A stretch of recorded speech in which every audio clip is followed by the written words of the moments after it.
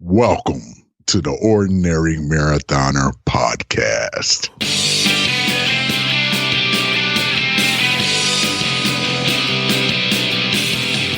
Hello and welcome to the Ordinary Marathoner Podcast. My name is Coach Scott. I'll be your host today. It is Friday, August 21.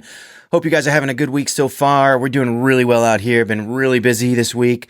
Got lots going on. We've done this is a third podcast this week. We did one Monday, had a guest on Wednesday. Well, the guest was on Tuesday, but we released the podcast Wednesday. Doing today another podcast. We've done 6. Look, I need 2 hands. I need 6 live streams. 6 live streams this week. Things are working out. Things are going well. Really busy, and we're super happy about it. First things first, before I get into how busy we are, the Wattie Ink store is now up and running. The Team Ordinary Wattie Ink store. We have tri-kits and cycling jerseys and running singlets up there. Check them out. They're awesome. They're really awesomely designed.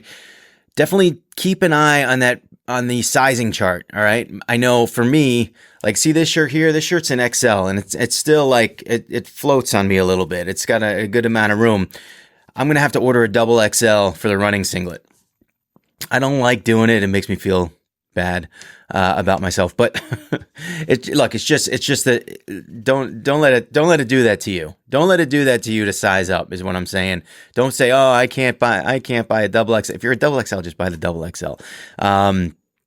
That's what I'm going to be doing. Also, the other items, the tri-kit and the tri-kit and the cycling jersey, those are snug too. So I would definitely look into that and just look at the size chart, and you'll be all right. I might even have to get a triple XL. And like I said, look at this. This is XL.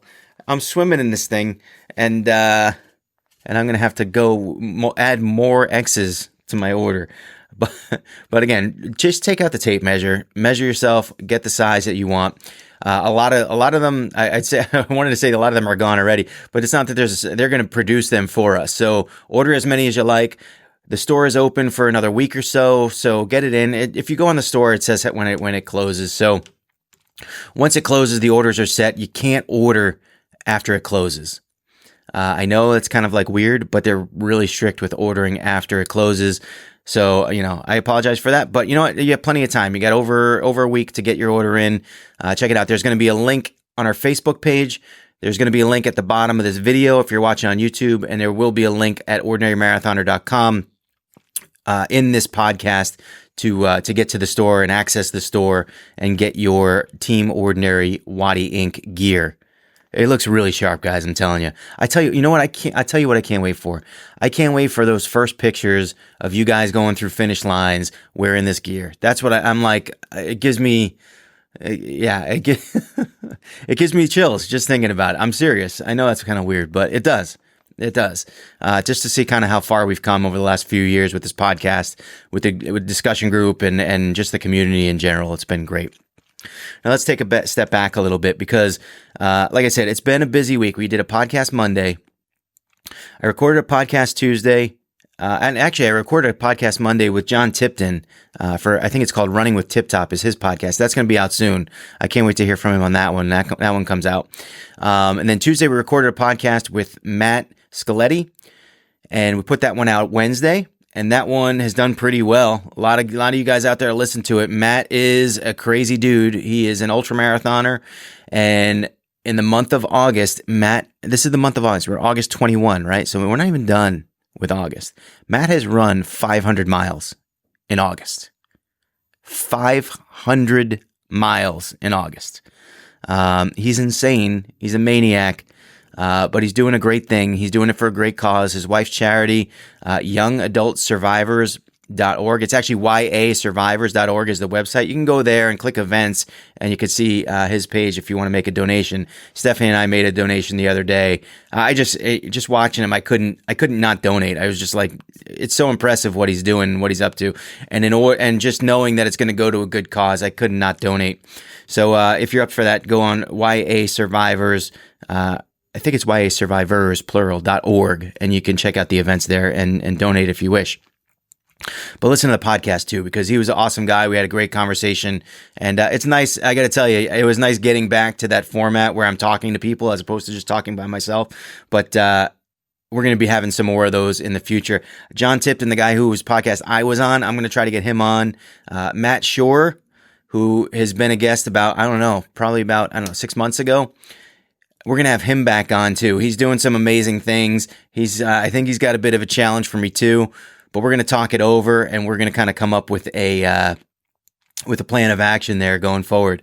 Also, Matt does Saturday rides on Zwift in the winter. I think he's going to be starting those up again in the next month or so, maybe 2 months. So keep an eye out for those too. Speaking of Zwift, now this is what we started this week. I mean, I talked to you guys about this on Monday. I needed to change my routine. There was too many workouts were falling through the cracks, and although I was still getting some good work done, it was really weighing on me all day, every day. I have to get a workout done. Where am I going to put it? Where am I going to get in the schedule? And I kind of, reminded myself of when in the beginning of the year, I was just on target every day, getting things done every single day. And the key was getting up early in the morning. So I needed to reinstate that. I knew I needed to do it. I knew I needed to reinstate it, and I did so. And on Monday, I got up and I got on the bike at 5:45. I didn't really tell many people about it. I don't really think I told anyone about it, but I live streamed the ride, and a few people saw it. And Ron Booz reached out to me and said, "Hey man, why don't you invite me? I can get on, but I got to go to work. So if I go, I got to be on at 5 a.m." Now, it was a little bit of a stretch for me to get up at 5:45, but, I got to be honest. I was kind of like weighing what time should I be on? Should I be on the bike? And I didn't want to go too early. Didn't want to go too late. I kind of was like trying to find a medium zone. But when Ron said, let's do it at 5, how could I say no? How can I say no? If he's going to get up at 5 and he wants to do the workout, look, I'm a coach, right? I got that mentality. If it fits my schedule, and what else am I going to be doing at 5 a.m.? If it fits my schedule, how could I say no? So yeah, I said sure. We got Mike Romans out for one ride. He's a time zone before, so he's getting on at 4 a.m. And then we did one ride on Tuesday, and Todd Seiden, who rides with us on Thursday nights, he reached out to me and said, "Hey man, can I get an invite?" Sure. Sure. So, Romans missed a couple days, I think Thursday, Friday, maybe Wednesday, Thursday. He showed up, I think, one day, but maybe two. I don't really remember. But look, it's nice to have a little bit of a group there going. It's nice to have the accountability. We're doing the live stream. We're streaming it. And I got to tell you, so the first 4 days, the workouts were sort of I wouldn't say easy. Nothing's easy at 5 in the morning, right? Nothing's easy, but they were definitely sort of more low intensity. There was one workout that had a few sprint intervals, which were good, but they were just short intervals, like 10-second sprint intervals. And maybe there was, I don't even remember, 6 or 7 of them. I can't even remember. But today's workout was by far and away the hardest workout of the group. And man, I tell you, I was talking to Ron after, and I was like, compared to the Monday through Thursday, this was like on another planet. And, we kind of were looking at it, and he was saying, maybe you should do your own workout plan and send that out and do like a 4-week plan. And I'm thinking that might be a way to go. So, it's in the old noggin. It's being bounced around in there a little bit, the idea of me coming up with a 4-week program. And I think I'm going to do it. I just don't know when. I'll probably wait, or I'll probably start working on it now. And then maybe we'll get through this 6-week program. And at the end of that, I'll hopefully have my own personal 4-week program created. And then I can send those guys the workouts, and we can do them. I think that would be an awesome idea. So Ron, thank you for that. And like I said, if you guys are out there and you want to join us, it's an accountability thing. You join a group, you kind of want to join, you want to be out there, you don't want to miss. If you're having trouble getting up for the alarm, I mean, look, I got to tell you, I set that alarm for 4:30. It's not comfortable. I hit snooze one time, I roll out of bed, and I don't really have much time. I got to get dressed, I got to grab my water, I got to set up the live stream, I got to get on Zwift and go. And typically I'm all set up like 4 or 5 minutes in advance. So it is possible to do it, is what I'm saying. And if you need that little push, sometimes we just need that accountability. I mean, I always think about, back when I was in high school and I played sports, right? How many times did I miss practice? I'll give you an answer. None. 0 missed practices. I mean, unless there was like a family emergency or something crazy, but there was no, oh, I don't feel like doing it today, so I'm going to go home. There was none of that. Oh, I'd rather play video games. I'd rather go watch some Netflix. There was none of that. So why do I let that seep into my life now? That's just kind of like one of the things that I'm realizing over time is that just having that thing that you need to do, that you need to be there. You have to be there. So set that clock. I create that event on that meetup ride every day. Set that alarm, and I got to be there. And it holds me accountable. So if you want to be held accountable too, and you're on the Zwift platform, reach out to me. We'll get you added to that ride. I'd love to see that ride grow. Doesn't have to, but I'd love to see that ride grow. And if you're in Europe, you're like, hey, it's the middle of the day. Sure. That's what I love about Zwift too, is like just people from everywhere. People from everywhere. It's awesome. What else? Today is Friday. Friday means you got a 50% chance that it's time for happy hour. And we're going to be doing the team happy hour or team ordinary happy hour tonight. Everyone's invited. We have a motivational speaker coming. He actually just texted me too. I got to write him back. He probably wants the link to the Zoom meeting. But anyway, we have a motivational speaker, John Martin, coming to us today. He does a great job, guys. I can't even tell you. We sat down for an interview. We did a podcast about 2 years ago, and he left a really strong impression. He's a no nonsense guy. He'll set you straight. I think it's going to be a good night. So please check out if you go over to the Facebook page, the discussion group. There's a link there too, just right beside the link for the Wattie Ink store. And it's just, you got to go register. It's free. Register for the happy hour. It's a Zoom meeting, 7:30 tonight, Eastern time. Be there and just, we'll listen to John. And hopefully, I got to tell you, man, it has been a rough year. It's been a rough year for everyone, but I think for us runners and us triathletes, it's